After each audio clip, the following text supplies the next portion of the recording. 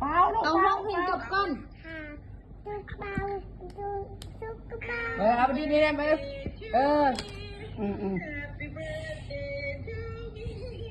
Happy birthday Happy birthday สุกกระเป๋าแต่ว่า Happy birthday ก่อน Happy birthday ก่อน Happy ห้องเพลงก่อนนี่ไม่เคยดิ Happy birthday Happy birthday อันนี้ตอนนี้ค่ะแม่เห็นปลาซุปปี้เดี๋ยวนี่ลูกเบาเบิ่งห้องเพลงก่อน Happy birthday to ป้าซุง Happy birthday to ป้าซุก Happy birthday Happy birthday to ป้าซุกเป่าเลยวันนี้ลูกเป่าป้าซุกกับเป่าลูกกับเป่าแห้งปลาซุปแข็งแล้วให้ปลาซุปเป่าน้ำเป่าเด้ลูกกับเป่าวันนี้หน่ะลูกเป่าพี่พาเป่าวันนี้หน่ะ เป่าอันนี้หรออีกวันหนึ่งอีกวันเดียว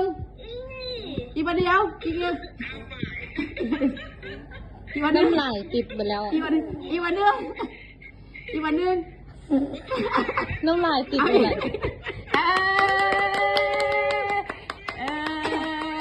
วันนี้ถ่ายรูปกับปลาซุกก่อนนี่ถ่ายรูปปลาซุป1 2 ที่พายิ้ม